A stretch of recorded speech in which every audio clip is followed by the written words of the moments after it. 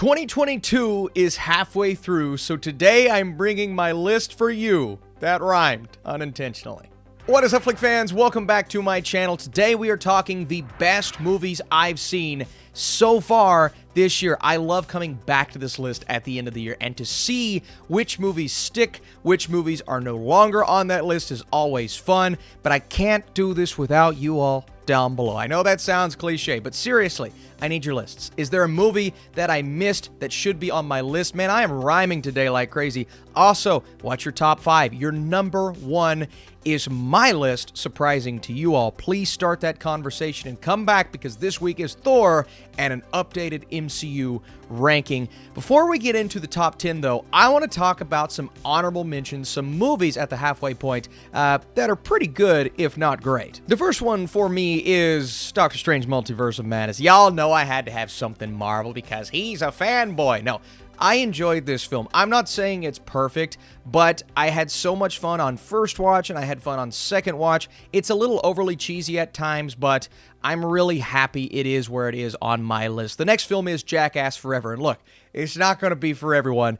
It's over-the-top humor. It's gross. There's a lot of nudity, but in my opinion, this is one of the funniest theater experiences I've had in quite some time.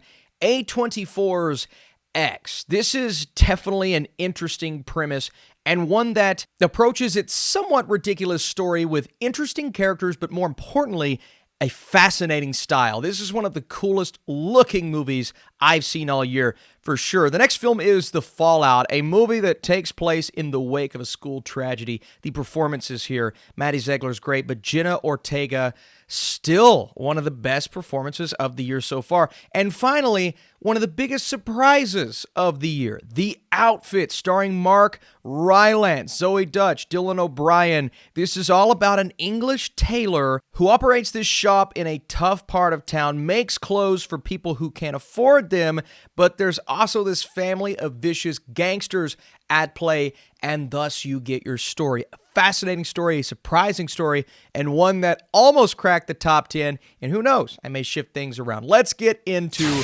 number 10. How about the massive blockbuster from India that is crossing boundaries and borders? Everyone that I know personally, at least critic-wise, that have watched it, they've reported back and said, Austin, that was an insane theater experience, and indeed it is. Rise, Roar, Revolt. It showcases this fictional history of two legendary revolutionaries as they journey away from home before they begin fighting for their country in the 1920s. But let me tell you, you talk about over-the-top action scenes that work. You talk about moments that are truly epic. Some of the most epic filmmaking-centric moments I've seen in a movie in quite some time.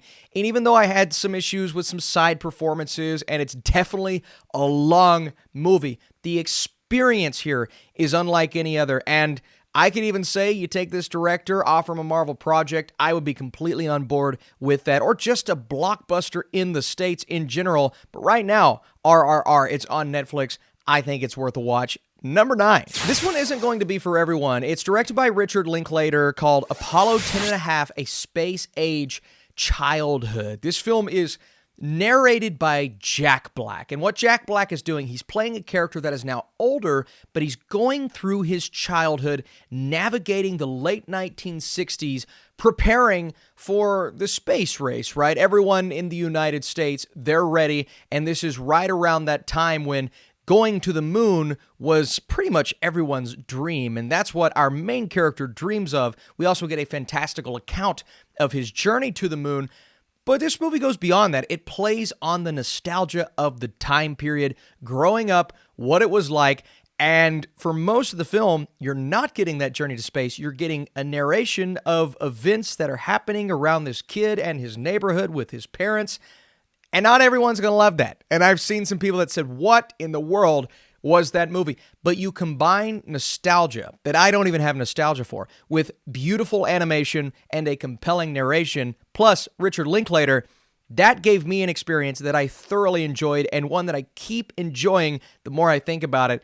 I could watch this again, maybe move it higher, but as of now, it's number 9. I'm keeping on the count of 3 on this list. I didn't even talk about it when it came out, but I did on Letterboxd, and I did when it came back. I covered it at Sundance a year ago, all of those things.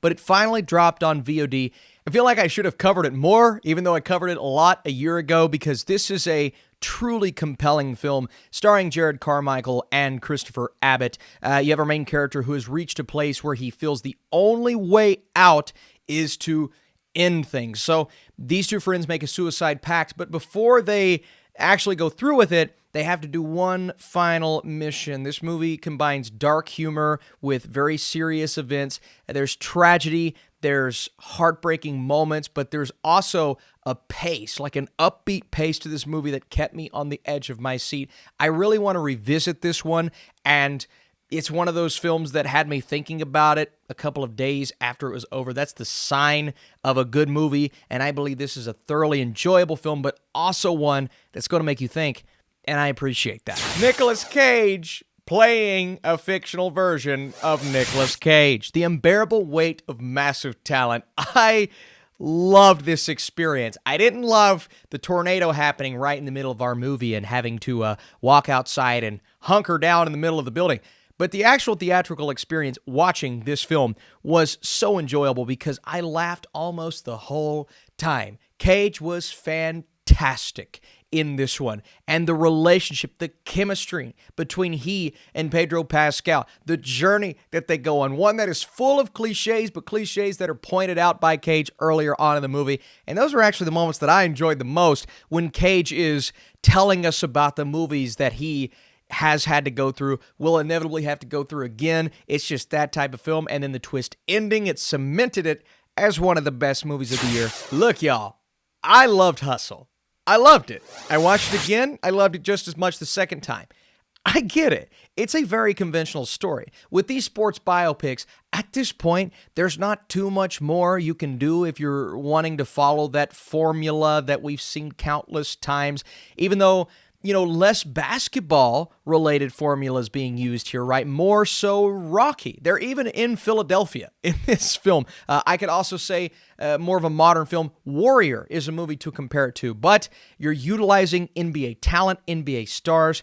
I actually feel like someone like a Kenny the Jet Smith, Anthony Edwards, who plays the antagonist basketball player in this movie, he's a basketball player, not an actor. He's really good in the movie.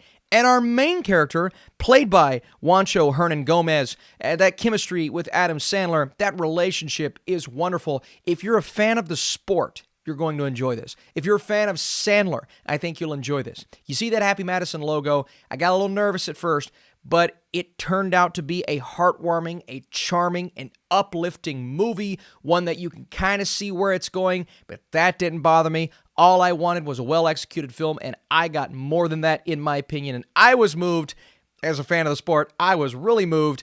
That's why this is at this spot on my list. The Northman. Robert Eggers in his most audience-accessible film yet. I believe The Northman is a bit slower, but it's this Norse Viking tale that takes a top-tier cast and allows them to do what they are best at and provide us compelling characters. It's a journey that is sad. It's tragic. The backstory to Alexander Skarsgård's character is one that will break your heart, but at the same time, you're rooting for him as he goes on this journey, one that is full of not very good things. And Robert Eggers is a director that's definitely going to show us those things play out. I wanted a bit more from Willem Dafoe's character. I wanted a bit more from the middle portion of the film. But as everything wraps up and we get this crazy final battle with the lava and the fire in the background, man, it was epic. It was beautifully shot. The cinematography is amazing. And I believe this is one of the best movies of the year. Going into our next film here at number 4, we have Cha-Cha Real Smooth, and I've been talking about this one a lot lately, so I won't go into full detail, but Cooper Raiff as a director, yes. Cooper Raiff as an actor, yes. There's something about his charming, subtle, kind of awkward screen presence that works so well in this movie. But there's also this chemistry with Dakota Johnson. And then you have her character's daughter that forms a relationship with Raiff's character. Andrew's 22. He's working as a party starter for bar mitzvahs. And he creates this friendship, this relationship with this mom and her teenage daughter, one that goes in unexpected, I guess slightly predictable directions at first, but as it plays out, I was so thoroughly engaged with this story because you're just rooting for really all of our main characters, right? You have those that Rafe struggles to get along with. There's a brotherly story in there, but it all felt so natural, so real. The direction is authentic. It's a beautiful story. It's a wonderful movie, and I just loved it. It's one of those that hits me. It's on Apple TV Plus right now. I believe Everything Everywhere All at Once is, on a technical level, the best movie of the year. This list is more so what I consider my favorites, my personal best films. But you're talking filmmaking, you're talking acting, every single performance in this movie, and the directors, that duo of the Daniels, it's top notch, right? I'm not going to say this movie's perfect, but for the most part, there is not a lot I would change with Everything Everywhere All at Once. It is bombastic, sporadic, and unlike any other movie I've ever seen, even by A24 standards. And y'all know A24, they tend to get a little crazy. Michelle Yeoh is amazing, right? But it's not only her performance that does carry the film when it needs to. Evelyn is an amazing character, but then you have Waymond and that performance, right? I could list off every single person, I mean, Jamie Lee Curtis, in this movie and say, incredible performance, didn't need to change much. This is one of those unexpected movies, and I mean every single scene is unexpected. How do you have two rocks talking to each other with no dialogue? All we have on screen is subtitles, and that'd be one of the best scenes of the year. Well, the Daniels did it, so that's why it's on this list. Away to the danger zone. Top Gun Maverick is an experience. Top Gun Maverick is one of those trips to the movies that you'll never forget the first time you do it. Not only because there's a cheering crowd, they're clapping and screaming and yelling in the movie's third weekend. I mean, it's still making all kinds of money. The audiences that I've been with watching this movie, they have loved it. All of my friends, my parents, my wife, everyone who's watched this movie, either with me or not, has loved it. And I can't remember the last time we got a film like that. Even my number one, even my number three, Everything Everywhere, right? The critics and all of us film fans, like, we're overwhelmed and in love with it, but I've seen some casual audience members that just don't really like the movie. So we're talking appealing to everyone here. Top Gun Maverick. That's crazy. And look, it's not a story that gets overly complicated, right? It's not a story that we haven't seen shades of before. Heck, it even takes those characters and those moments from the first film and somewhat replicates those. But it does it better in almost every way. The characters are more compelling. The script is better. The action scenes is 2022, but you're utilizing practical effects and Tom Cruise actually flying a plane. Are you kidding me? Top Gun Maverick. Oh, also the score. I can't forget about the score. It's amazing. It's spectacular. And Miles Teller, his mustache, the inspiration for my mustache. Mine's not as good. Mine looks creepy. That's why it's number 2. Just the mustache. What am I going to do? Listen, I'm a Batman fan. I'm biased. I'm a bit, you give me a Batman movie and Batman in that Batman movie, then Batman. Batman. Here's what I didn't expect, right? I knew Matt Reeves would deliver a compelling film. I knew he would deliver a visually stunning film, and he did. This movie looks amazing. Some of the best cinematography in a superhero movie I've ever seen. And that is a fact, all right? But the story goes beyond that. He takes it a step further and moves into that murder, mystery, thriller territory. A lot of people are going to say it copied Seven. I guess there's shades of Seven. Absolutely there are shades of Seven, but that doesn't mean it copied Seven. It is its own thing, and that's what Riddler is in the comics. He takes Batman. I mean, you play Arkham Asylum, right?